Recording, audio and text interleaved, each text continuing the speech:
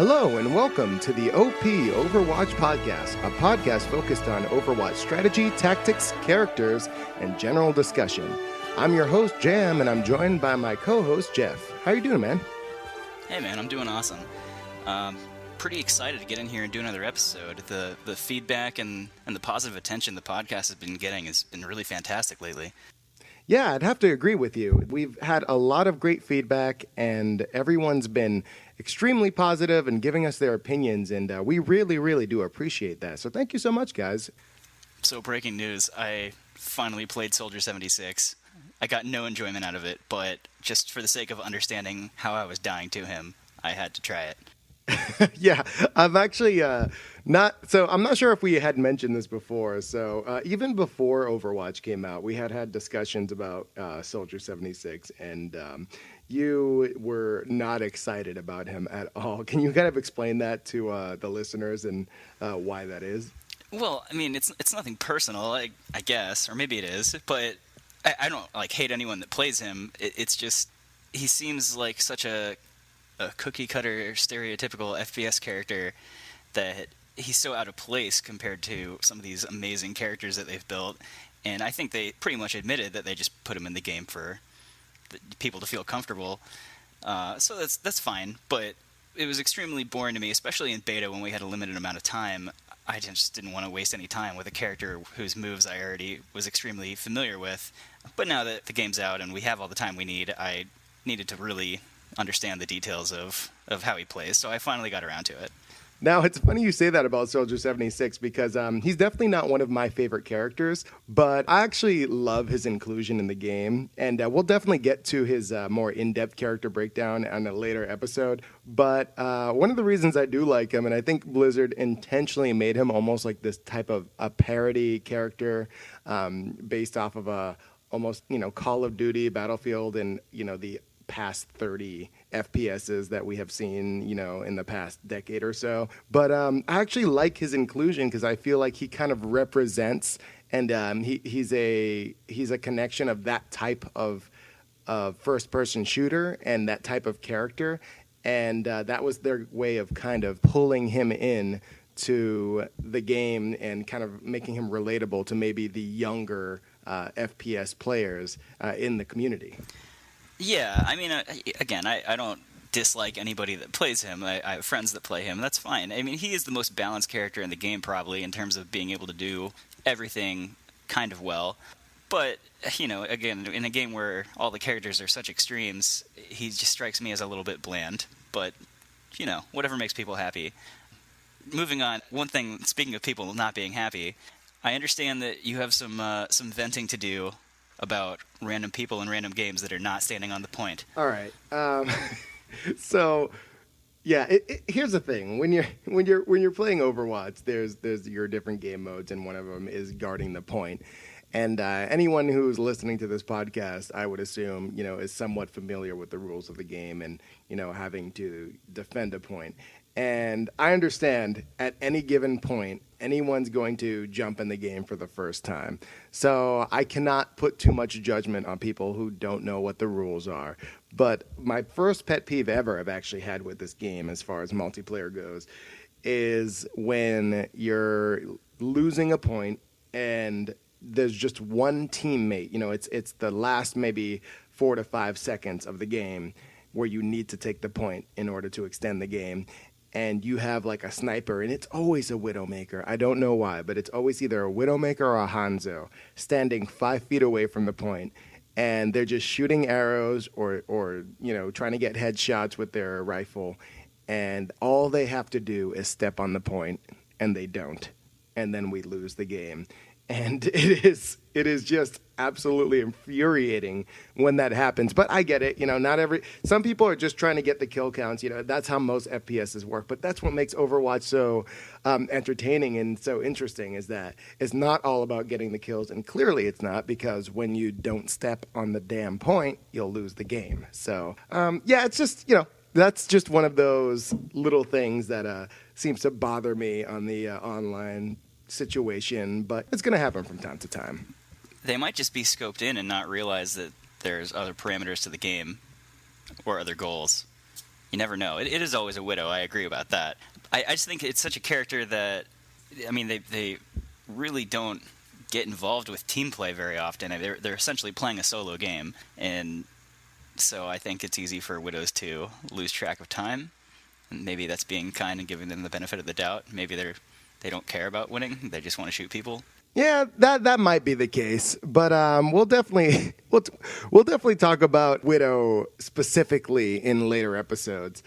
I actually want to get to some of the other things that have been going on in the community. One of the interesting things that I've been seeing is that I've been noticing there's a lot higher win percentage when we start to see a certain team build, and we've actually talked about this before. It's usually when you're starting to see double support and double tank, and it's not something you see all the time, but it seems to be very successful in the game. What do you think about that? Yeah, I mean, I don't know if it's necessarily a magic formula to winning. I just think, especially when you're joining with less than a full pre-made team, it's a good sign when people are willing to play roles that help the team more than themselves, maybe. And of course, you're going to be a little bit less organized with random people, so having a second tank or a second healer increases the chances that you'll have some help. So, yeah, I mean, I don't know that it's going to win every time, but generally speaking, if I join a game and there's already 2 tanks or 2 supports selected, I feel pretty good about my chances. So what are the tanks that you're usually seeing? Because for me, when I'm jumping in a lot of the rando matches where you just team up with whoever and you're not necessarily going in with friends and you can kind of plan that ahead of time, I'm seeing a lot of maybe Zarya, Winston, or sometimes you'll see like 2 Roadhogs or something like that. But it's interesting because it's one of those things where when you start dropping in these characters with very high health pool, it becomes a challenge as an opposing team member to kind of take those 2 out, especially when they have maybe 2 healers as well, like a Lucio and a Mercy combo or something to that degree. Yeah, I mean, I think most of the time, I mean, I wouldn't say that it's always like one or 2 particular characters, but it seems that another tank paired with Zarya is usually pretty strong, just because a good Zarya can shield herself and the other tank. And I think Winston plays well, not as the only tank, but as an off tank, so to speak, who can jump and terrorize the other team and then jump back, and you had another tank in front of the team protecting everyone while Winston was gone. So that stuff seems to work well. D.Va can do that role pretty much the same as Winston, of getting around and getting over people. So yeah, I mean, all the characters are pretty interesting and pretty fun to play. But just generally, it seems like if people are willing to double up on the tanks or on the supports, it usually leads to a higher win percentage, I would definitely say. So aside from team comps, are there any game modes that you're enjoying? I know, obviously it's set up with payload and control points and capture point A, point B. Are any of those resonating more than others, or any that you think maybe need changed or anything like that? Well, out of all the game modes that are in right now, I've got to say I'm definitely not disappointed with any game mode that comes up. There's never a point where I'm playing and something pops up. I'm like, oh my God, this game mode. It doesn't bother me at all if payload or a control point comes up one over the other. However, I will say if I had to choose, I definitely would lean more towards the control point maps, because there's something about just defending one area and not kind of following this moving control point over time that I really like. It kind of gives you a chance to kind of sit down, figure out your character, figure out how you want to approach in either attack or defense. And it absolutely changes the dynamic of the characters that are chosen on both offense and defense as well. So that's definitely something that I typically lean more towards. I'm also really enjoying the control point maps. I think it has a lot to do with character selection. It seems in those maps that you get a lot more action characters, I'd call them. Less Widowmakers, less Torbjorns. Not to say that you never see them, but it feels like more Genjis and Pharahs and Reapers, characters that are going to get in there and mix it up that aren't necessarily as popular on payloads, say. So yeah, I think the control points are always fun, and it feels like a lot of them come down to overtime in the third round, and that's when it really gets exciting. So we have a little bit of general news to cover also coming out of Blizzard HQ. It sounds like McCree is getting the Nerf stick within the next week or so. Exciting? Appropriate? What do you think? Well, I gotta say, as a avid tank player, I love to play Winston a lot, Zarya, Diva. Those are definitely in the top 5 for me.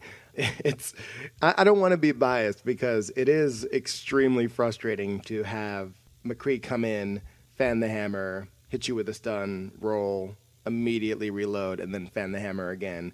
I mean, I don't necessarily think that it's unbalanced in any way, but there's definitely been an outcry in the community of saying how McCree is just at both medium and short range. He's pretty effective, and Blizzard has listened to that and apparently have made statements about how they're planning on balancing that. Exactly how, we don't know.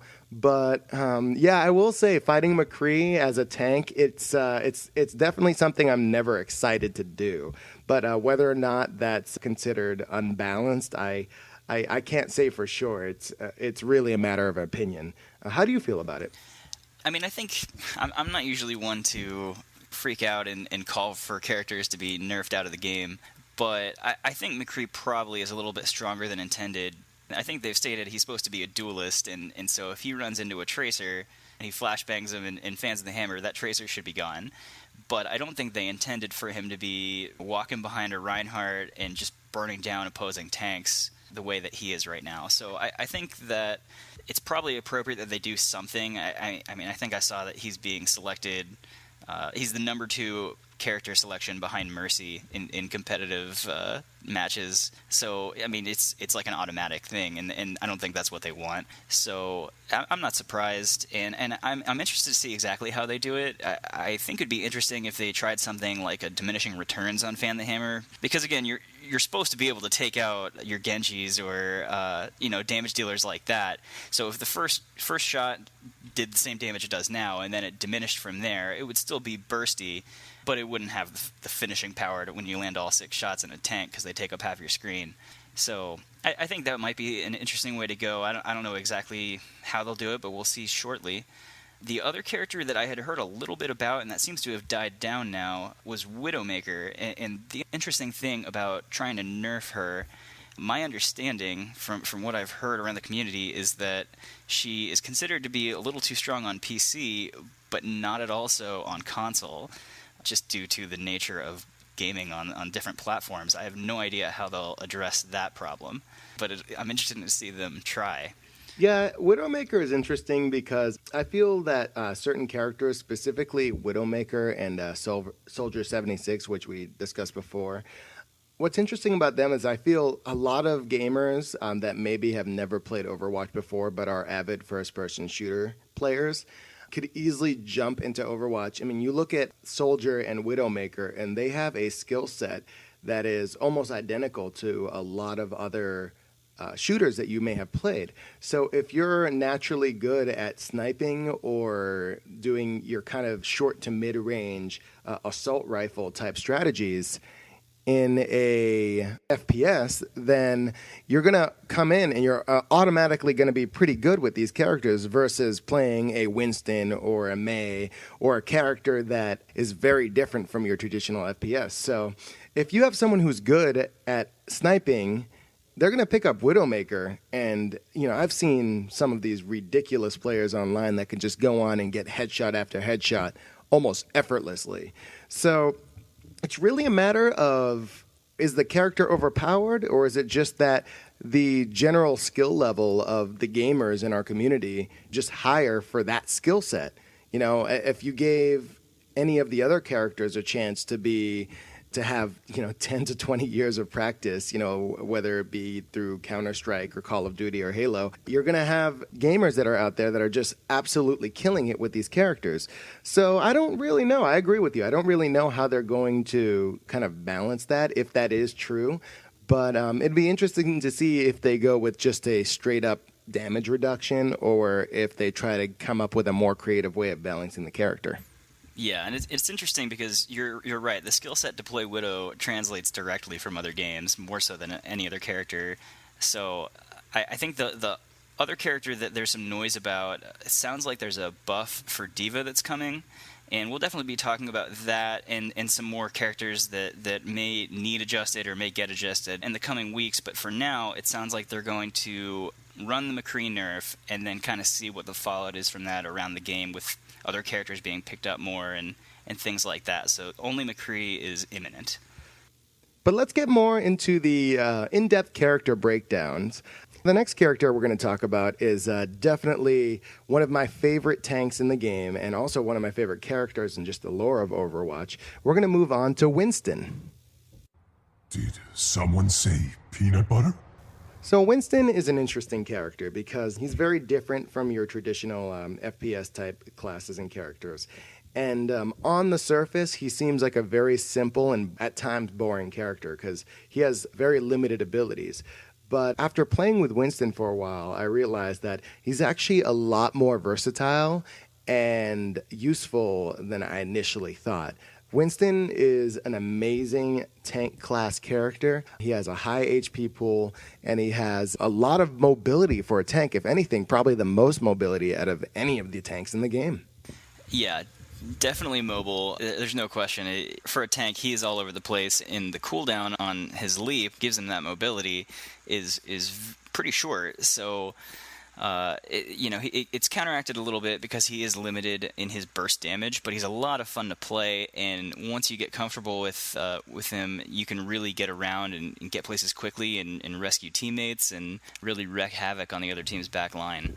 For sure, he can create chaos on the enemy team easily, and it's interesting to be able to do that as a tank, which are generally a lot less mobile and kind of stay in one area and have their team kind of gather around them. So Winston is basically a giant gorilla from the moon who's super intelligent, and he's a scientist. So in that respect with his character, you have this giant hulking figure, but who also is intelligent and has the ability to kind of strategize, and his weapon kind of reflects his use of science and his abilities. So his main ability is his Tesla cannon. That's his main weapon. It's a short to medium-ish range weapon that does continuous ticking damage over time. So it's not like shooting bullets or anything. It basically shoots out a spark of electricity that just shoots out and continually kind of locks onto who's near you. And by no means does it does a lot of damage. But what's interesting about it is if you have multiple characters in front of you and multiple enemies who are kind of just like, strafing back and forth, you can actually lock onto multiple enemies at the same time and do continual ticking damage over time that really, really adds up as you continually do the damage. Yeah, definitely. It goes out in a cone in front of him, and so anything in that cone is going to take that damage. So, yeah, if he's hitting 5 or 6 targets, all of a sudden he is doing a lot of damage to the group. It's just, he can't burst one character down.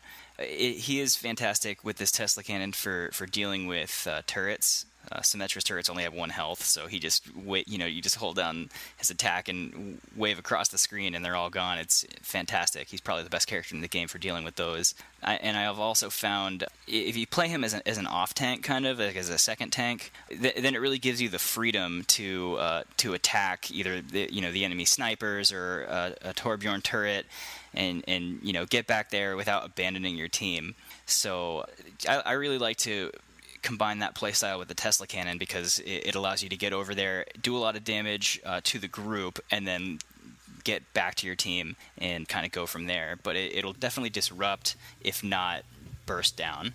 For sure, and on top of that, he has an extremely large health pool. He has 400 health with an additional 100 armor, so totaling 500 health total. And that is not something to be messed with because he can basically go in and take damage from multiple characters and be completely fine. On top of that, like you mentioned before, his next ability is his jump pack. With this ability, he basically can leap straight ahead or into the air. The way it works is wherever you're pointing your reticle, that's the direction he's going to move. So when you use that jump pack, there's a major difference in just pointing it forward and using it. You're going to get a decent amount of distance if you just face forward. But if you point, at a 45-degree angle or higher, I mean, it's shocking at times if you haven't played Winston a whole lot and you start kind of experimenting with his jump pack, how much distance he can get, both vertically and horizontally. He can get a long arc across a level, and he can get up to the highest of places, which is interesting because what this does is it gives him the ability to not only be a great tank and great in short-range situations, but it almost makes him the anti-sniper as well. I can't tell you how many times I've shut down Hanzos and Widowmakers with Winston, a tank, by just jumping up to their supposedly safe ledge or their sniper point and chasing them down. And when you are facing a Widowmaker who has a pretty small health pool and you're immediately in front of them when they're not paying attention to you with Winston, even though his Tesla cannon doesn't do a whole lot of damage, they don't have enough life to really survive that. So if you're chasing down a sniper with Winston and you're right in their face, chances are you're going to take them down pretty quick. And I definitely have. So it's interesting. To use his abilities with his weapon and his jump pack it's a great combo. And it also does a little bit of damage when you land. So if you jump and land right on the Widowmaker, I think it can do up to 50 damage, but it diminishes the further they are from you. So it adds up. And yeah, you just have too much health. They aren't able to deal with someone right in their face that has more health than they can take away with one good sniper shot. So yeah, he is the anti-sniper in my opinion. If you're getting taken out by a team with a couple snipers, I would swap to Winston and go get him. So his next ability, his shield, is one that we saw in the animated short that they released. And my initial thought on his shield the first time I played him was that it was pretty bad. I think I've kind of grown on that a little bit. I think it's got to serve its purpose. I think it can be good for certain things, but it's not going to protect your whole team like Reinhardt's shield is. What do you think about that? Does that seem appropriately strong to you, or do you think that could be stronger? So yeah, Winston's barrier projector, the shield that he puts down, is interesting to me because I initially had kind of the same feeling you did. I didn't feel it was useless by any means, but I was just like, okay, so it doesn't take a whole lot of damage. So, okay, I'm blocking my teammates for about 5 seconds. What's the big deal? The interesting thing about that is the way you utilize it. So I've actually grown to love this shield because as a Winston player, you're only really doing damage when you're short to medium range. So one of the most fun things to do, and there is a science to it, no pun intended, but when you're fighting with Winston and let's say you jump in the middle of the opposing team's base. So now you're surrounded by 4 to 5 different enemies with just Winston. Now, he has a high health pool, but not enough to survive against 5 enemies. However, if you combine his high health pool with the kind of the splash damage, ongoing damage he does with his Tesla cannon, and then the second you land, you throw down a barrier projector, I find the best thing to do with him is to kind of adjust yourself and move around the shield. So even at a short range, let's say you're facing a Reaper or a Genji, you're basically blocking their attacks at a very short range, and all you have to do as an opposing team is to run into that shield. But then you can kind of back up with him and still do continual damage and use the barrier for 5 seconds as a temporary shield on the other side as well. So it's definitely growing on me, and it has its utilization in different scenarios. But it's one of those things where I feel, once again, the whole thing with Winston's kit is that it seems simple on the surface, but when you're using it in very subtle ways and using that slight motion and, in tandem with his jump pack, with his Tesla cannon, it's extremely useful, and you're able to kind of mitigate damage in a very effective way with a character who already has a high HP pool. Yeah, and the other thing about the shield, I think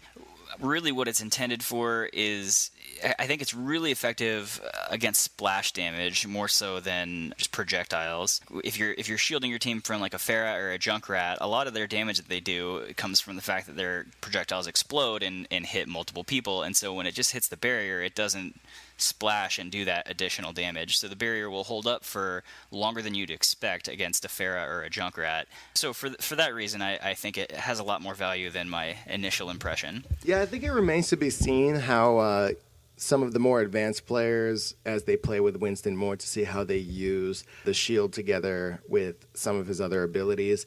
But all in all, I think right off the bat, it may not seem crazy, but definitely give it a chance. If you throw down his barrier and really play with it, especially in a close range situation, I think it's going to surprise you in how useful it can be.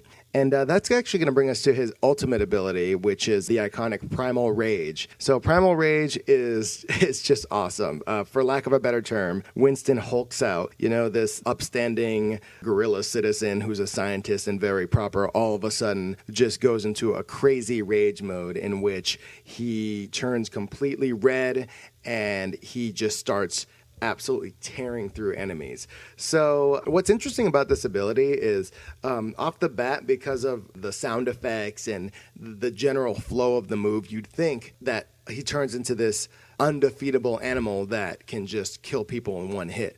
But when he's in his Primal Rage, he actually doesn't do that much damage. He's actually very limited. He loses his ability to throw down his shield. He can't use his Tesla cannon anymore. But what he does lose, he gains in some of his other abilities. He actually gains a melee attack, which is what turns into your main attack with Winston. And it's just basically what you'd imagine a gorilla just swinging his fist around. He can knock people back. So when he actually lands the melee attack, it has this pushback on opponents that can completely push them 40, 50 yards away, depending on the character. And it can be extremely useful depending on the map you're playing on. Yeah, I see a lot of people play Winston on maps where you can get a lot of environment kills, where you can knock people off, like the lighthouse in Ilios or the temple in Nepal, where you don't have to actually kill these people with the damage that you're doing, because as you said, the damage that it puts out is not that much. It's like 40 damage per swing, although it will hit multiple people in front of you. If there's 3 people right in front of you, it'll knock them all back and do that damage. But unless you pin someone in a corner, you're probably not going to be able to beat them to death with Primal Rage. If it's more so, I think, intended for clearing a point, for disrupting a team, or for holding a point. But on the right map, you can get a lot of kills with it if you angle it right and catch people near the edge of the map. So, yeah, the other thing about it, the leap goes to 2 seconds, so he's even more mobile than normal. I mean, you can close distance on anybody and be knocking everyone back. Yeah, and that's a very important distinction, because when you go into the Primal Rage, you basically can only use your jump pack, you can only leap, and you can only do melee attacks. So as a long-range character, you're not doing a whole lot. However, as I mentioned before, with your jump pack, you can cover some ridiculous distance. So combine that with the splash damage you do when you land, and the fact that it goes from your normal 6-second cooldown to just a 2-second cooldown, and you're turning into this force to be reckoned with, who's jumping around consistently, knocking people back. And on top of that, let's not forget that Winston already has a health pool total of 500 when you combine his health and armor. When you use your Primal Rage, it actually doubles to 1,000, which is insane, because if you have your ultimate, you can you have 500 health to play with. So you're going in, you're taking massive damage, you're lasting a long time, and you don't have to use that ultimate until you're down to that very, very last bit of health, essentially giving you a total of 1,500 health to play with if you time everything correctly. And that's just one character, and that's a lot of damage to do to just one character. Yeah, absolutely. His abilities are very, I would say, straightforward. I think the intention with him is pretty specific. So he's not going to be your major damage dealer. He's not going to put out the damage even of a tank like Zarya or Reinhardt, probably. But as a disruptor, I think he is unmatched for a tank. So getting into what we like to do with these characters breakdowns, who do you think Winston is really strong against, and who do you really have trouble with when you're playing Winston? Well, when we're talking about who Winston's strong against, I'm going to say anybody who has a very low health pool.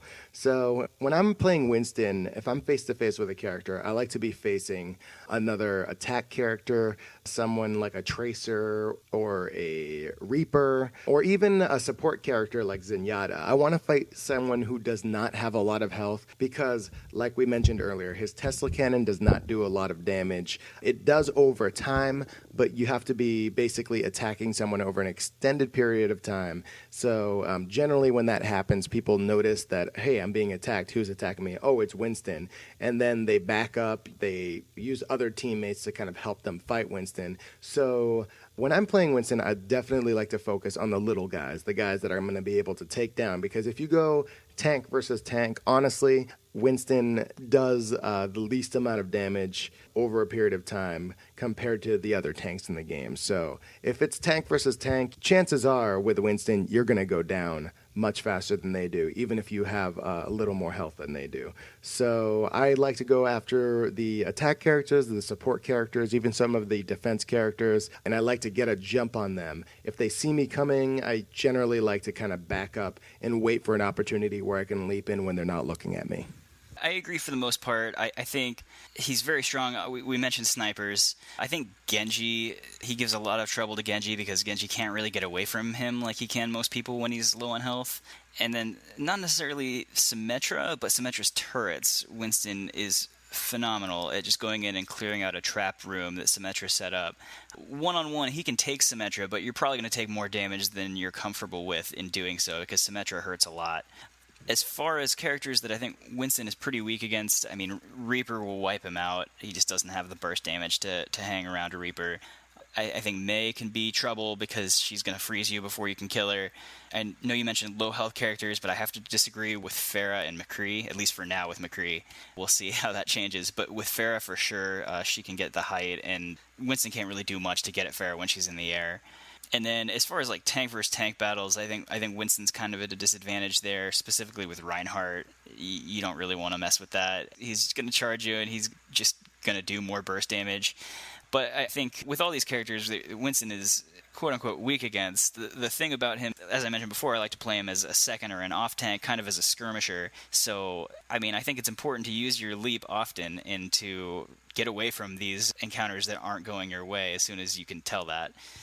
Yeah, you have a pretty good point there, especially with tank characters. When I'm playing Winston, I almost never go after Reinhardt unless I see that he has a low health at that time. But on the flip side, I have to disagree with you a little bit on the Pharah situation. While I do think that it's pretty brutal to be hit by the rockets and the splash damage, Pharah can make pretty quick work of Winston with his size and with her ability to move around. There have been a lot of situations in which I've used his jump pack to chase Pharah's down, which is interesting because when you use his jump pack in tandem with his Tesla cannon, Pharah does not have a lot of health. So like we've said with a lot of the other characters, it's very situational. It just depends on player skill, what's happening at the time, who's supporting you, if you're getting heals. But I have to say there have been a decent amount of times where, you know, a Pharah uses her jump ability and she's rocketing up in the air, and all I have to do is point straight up at her, hit that jump ability, and just chase her with the Tesla cannon. And if she's already taken a little bit of damage, you can finish her off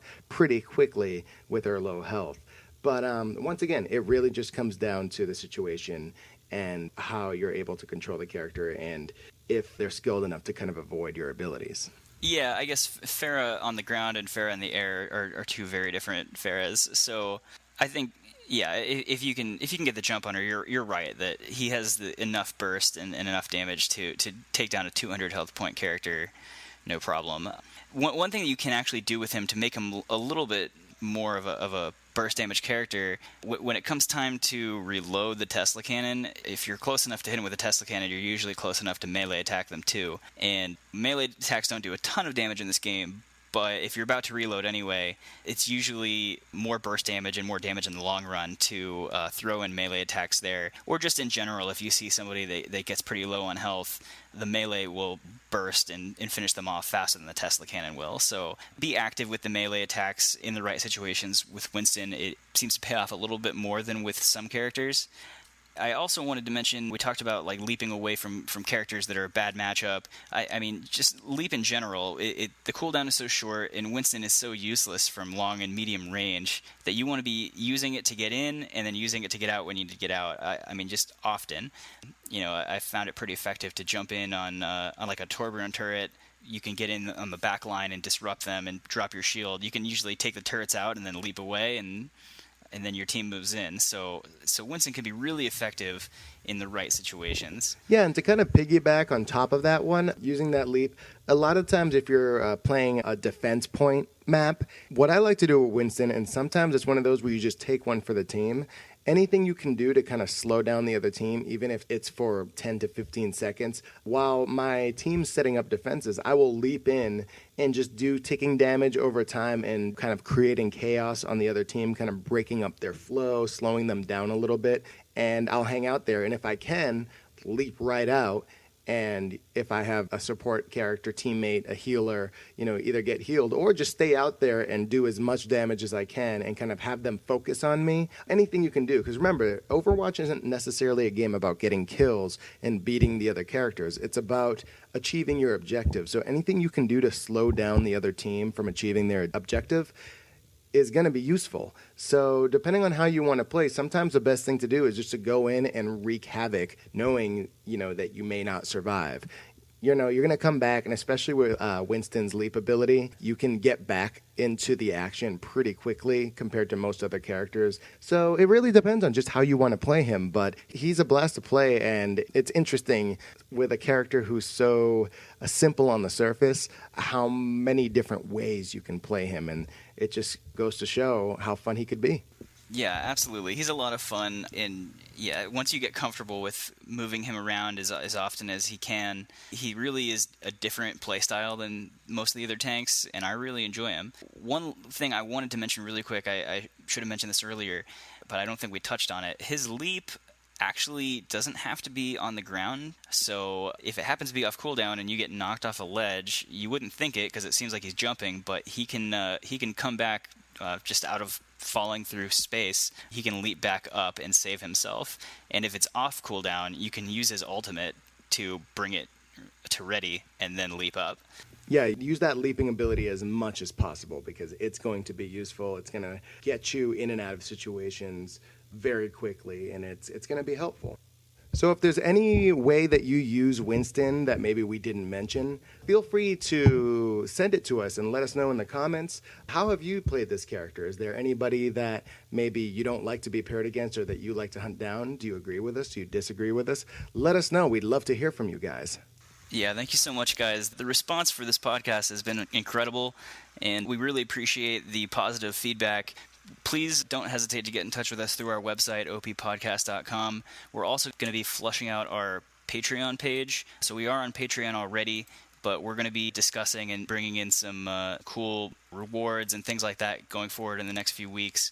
But if you like the podcast and you'd like to support us on Patreon, we would appreciate it. Absolutely. So thank you again. This has been the OP Overwatch podcast. Thank you so much for listening, and we'll see you guys next time for sure.